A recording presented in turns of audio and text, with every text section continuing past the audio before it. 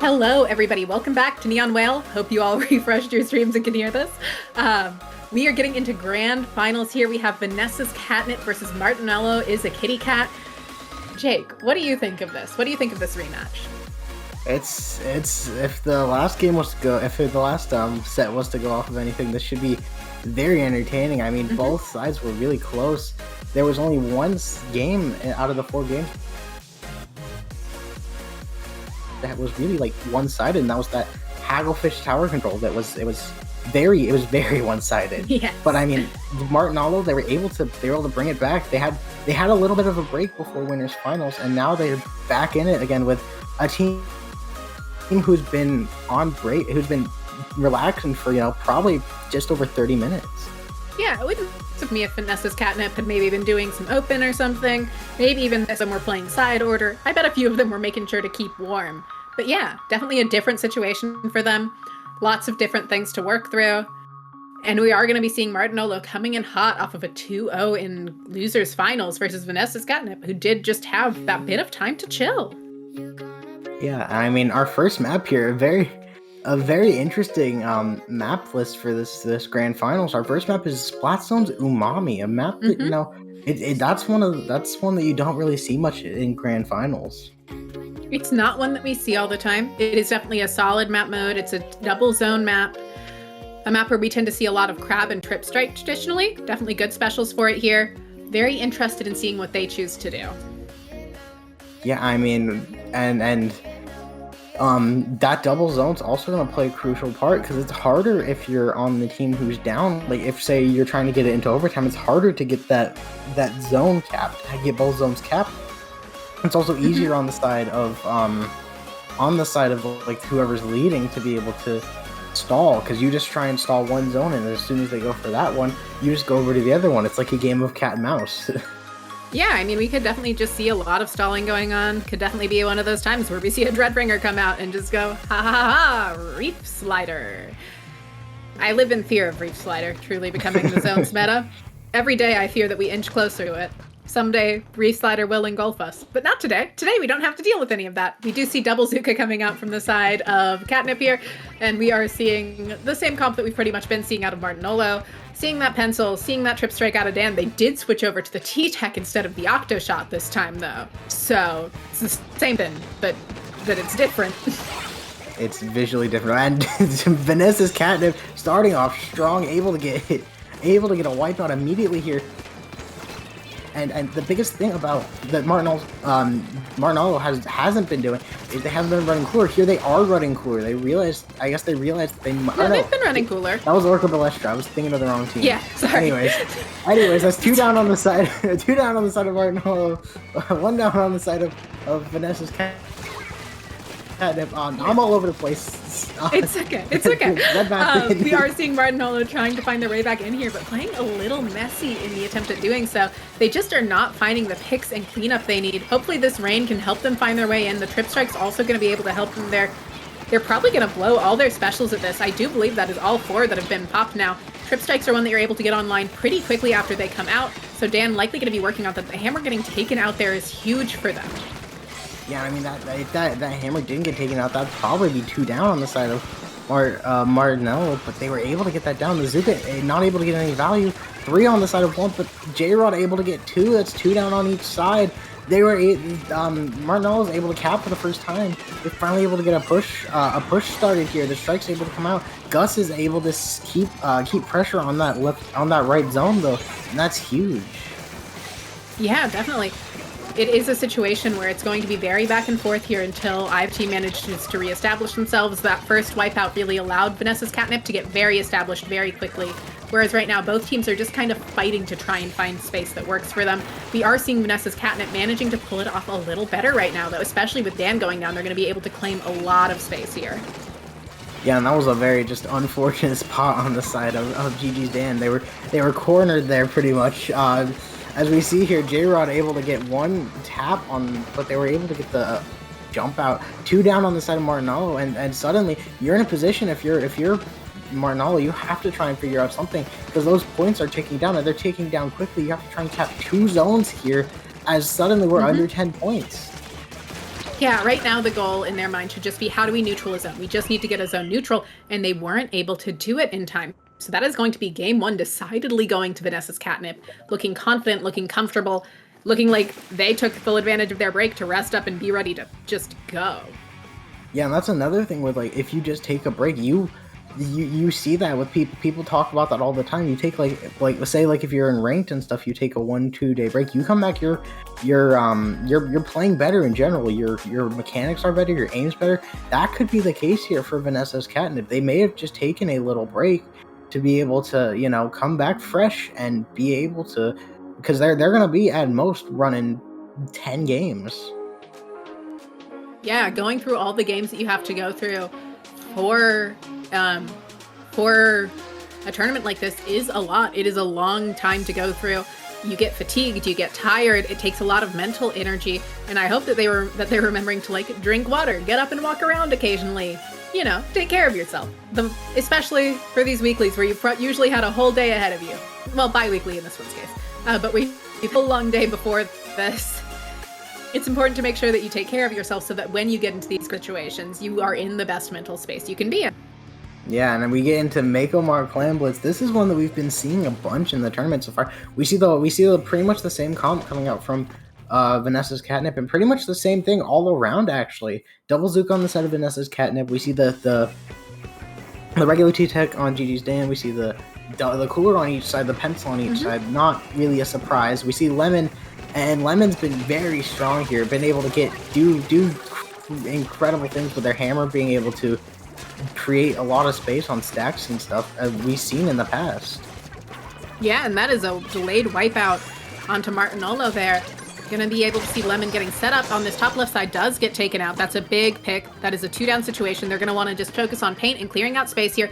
They forced Potato to jump out. J-Rod looking ready to move forward with that Nautilus. Probably not going to have quite enough paint to do it. Twig going down to Kabi there. Huge pick, allowing them to take out the Zuka, allowing Kabi to keep working on theirs and putting a lot of pressure to Lemon and actually forcing the jump out. Yeah, but Vanessa's Catnip was able to get all the way down to 65 in their first push. That's huge, but it might not be enough here. As we see Lemon going down, they're able to get the score. Gus was not able to stop it. It's all up to Potato, Twig, and Lemon's finally able to get back in, and Twig and Lemon are pushing up. Potato is able to set up on that right side, but they're forced to, you know, move around and stuff, as the other pencil on the side of Martinolo was able to track them and keep them on their toes. We see here, though, that's 2 down on the side of Martinolo. Vanessa is kind of looking for another push here. They have the clams, they get the power clam, and they are able to score. Yeah, I'm a little surprised that Martinolo is so grouped up on one side here. Gonna allow Twig to really potentially get this flank off pretty easily. They do manage to force Gus to jump out there. That is a good jump out to force. Managed to take out Twig. They're looking to find a little bit of paint forward on the map. Clam being thrown over to Potato on the side of Catnip, and we're seeing Kabi setting up here on this right stack, looking to create a push opportunity and allowing their Nautilus to be able to just get in and shred, as Nautilus is so great at doing. And that was a huge push. We see that gets them all the way down to 43. They get the lead. However, they do go 3 down. And that is suddenly the tides have immediately turned. Gus has a power clam, and there's so much turquoise ink on the field there. You're in a situation here where you have to try and use what you can to get space and just hope that they don't push too much, because it looks like they're going to get this push off. There's 2 down on the side of Martinolo. The hammer coming in and by their basket, able to get another one. No, they were able to jump out at the last second. Yeah, right now we're seeing Vanessa's Catnip really trying to find this lead, not quite able to, and they're able to take out Lemon before the lead switch happens. Hirashi gonna try and get set up here, gonna try and keep the other pencil from getting too set up. Both pencils just kind of generally threatening each other. Yeah, not doing much about it, just a general threat. They're staring at each other menacingly there. We see one go down on each side, but not on the side of Martinolo and Gus on the side of Vanessa's Catnip here. But Vanessa's Catnip, Lemon's gotten in there. They've gotten space. That's the Lemon going down, but they're able to get that T-Tech there, which is huge, because those strikes, if they had it, they were able to, you know, that would have been a big way to create space, you know, but using it as like a smoke screen to get others in, just pushing the other team back. We see Tooted coming down Tooted going down on the side of Vanessa's Catnip. Potato barely able to survive thanks to the help of Lemon, and Lemon is been crucial in a lot of these games so far. Yeah, Lemon doing a great job of playing that skirmisher role, helping out when they need to, and just controlling a lot of space and making Martinolo never be able to feel comfortable. And that is 2 down on Martinolo. This should be a push opportunity on the side of Vanessa's Catnip. They should be able to move forward here, especially with just the pencil up. Pencil now popping Cooler, partially to act as a shield, I'm sure. Is forced to jump out, though. Dan managing to trade out the hammer is good there, but it's not going to be enough. Lead has already swapped. J-Rod looking to find the pick on Twig, but Twig managing to win the 1v1 against the Nautilus. And there is a jump coming in with the power claim. They need to shut this down, but no, that is game going to Vanessa's Catnip. Vanessa's Catnip up 2-0 right now. Just one more game, and they take the tournament. And that's a hard one. That's a hard pill to swallow, as they say. It's you had it all. You had the lead, but they get one push, and suddenly they're KOing. It was a complete switch. I mean, I didn't even think the ball was going to get in there. He was like Lemon was barely able to get that in. But yeah, it was such a quick switch there, and I guess that's just how Splatoon 3 is. No lead is safe in any map mode, really. Yeah, that's very true. It's not a game where you should feel safe. And with that being said, going on to ship-shaped cargo tower control next. A map mode notorious for its snowball potential. That first checkpoint, really hard to get. After that, it can get a little steamrolly. I mean, yeah, that first checkpoint's, it's usually the hardest because you have so many different places to look after. It's another one of those maps, though, where if you get past that first checkpoint, it's not smooth sailing, because that second checkpoint's also decently hard. It's not as hard as the first checkpoint, but you've got so many places to look at. This is one of the maps that takes really a lot of team coordination to be able to push that tower, and it takes the better team here is going to be the team that's able to work well with each other to get that push started and to be able to keep that push going into closer to this, because the end point is pretty much in spawn. The endpoint is relatively in spawn. It is a hard map to break back in on, though. You end up feeling clustered in, you feel contained. It is hard to find a safe space to get out, especially if you're up against a weapon like a Wiper that plays up against those ledges so well. Wipers, Carbons, Tri-Sloshers. Sloshers, generally speaking, like Gus has been playing. Also, just really good on this map, really good at playing around those ledges and those walls that other weapons can't do as much about. For example, in this case, Martinolo not having anything that can just hit around walls very well is going to cause him to have to struggle, and that E-leader is going to be something they have to contend with. I do like seeing the crab come out. I don't know that this is the right moment for it, but I do like seeing it come out here. I think it is a good pick. Don't know that sacrificing the Nautilus for it is worth it, but I'm interested in seeing how that goes for them.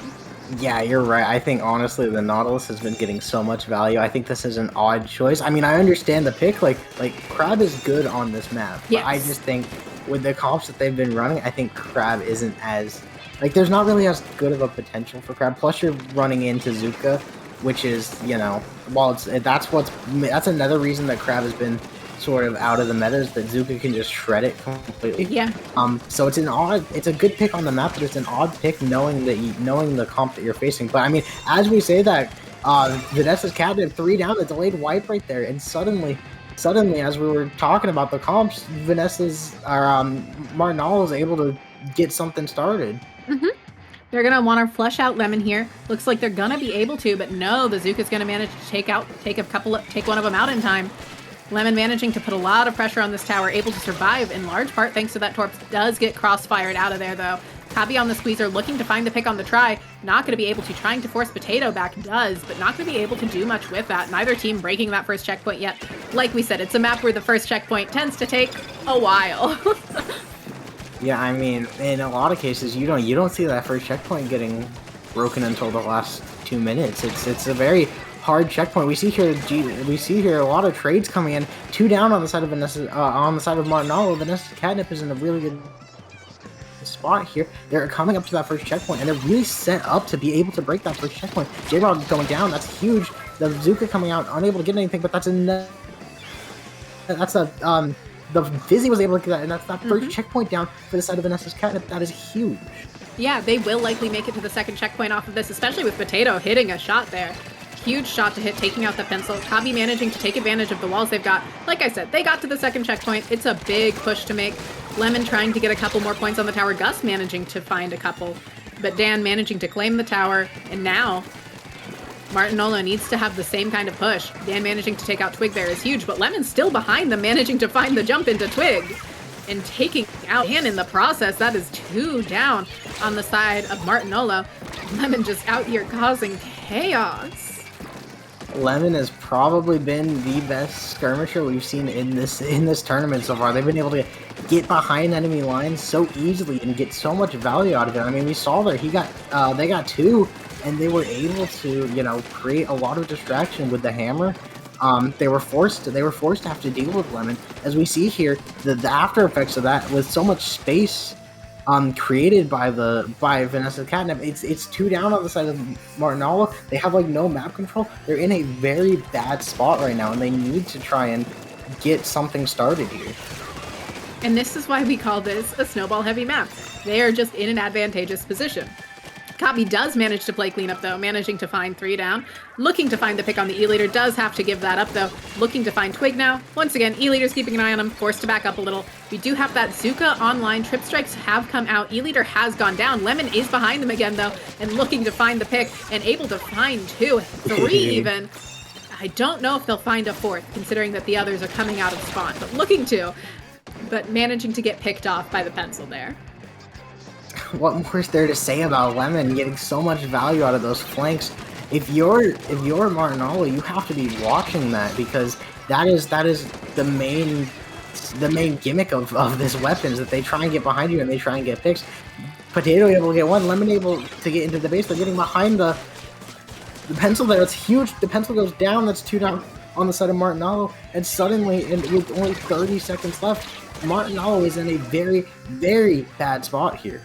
Yeah, they don't feel confident in this situation. This is not a position you want to be in. It's not unwinnable, but it doesn't feel good. They essentially need to get a wipeout and then just keep the other team staggered, which is not an easy task to accomplish, especially when they have Cooler and QR on their side. They do manage to get the pick on Lemon there, taking advantage of those trip strikes. Splat Bomb going up on that left side, trying to apply a little pressure for them. Kabi moving forward, Dan moving forward with Kabi. Team play coming out here. Zuka coming out, not able to find anything with it, though. Kabi choosing to hold a strong spot, but the leader managing to find a pick and the try coming in. And that is the tournament going to Vanessa's Catnip in a 3-0 in Grand. And I'll be honest, this was way more dominant than the last time we saw this one. Vanessa's Catnip, you know, they started and they just never slowed down. I mean, I was gonna try and point out, if we had time left, that Vanessa's Catnip didn't have any tri-strikes, which could have hurt them in the long run, but no, they just decided to go and, you know, win the thing instead. Yeah, I mean, it's effective. Just go in, just KO. Just win.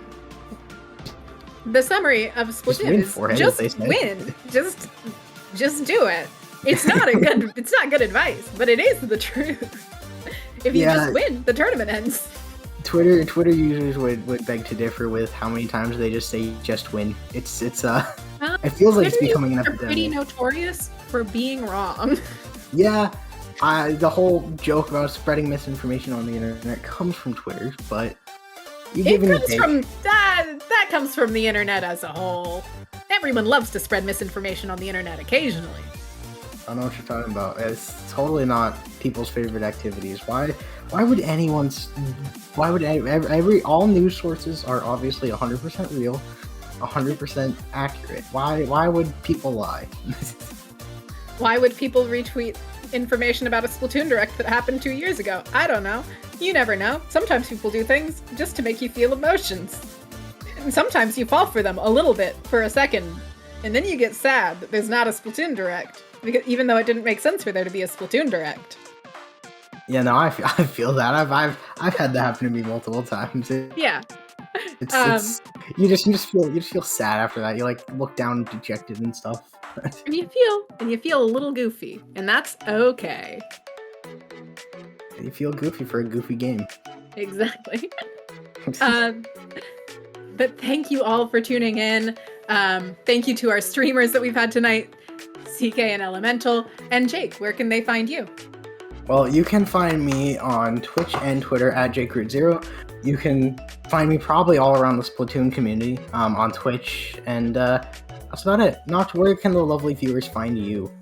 You can find me on Twitter, Twitch, and YouTube at NoxRaven42. I've done a few interviews with players on my YouTube channel, hoping to do more. Thank you all for tuning in.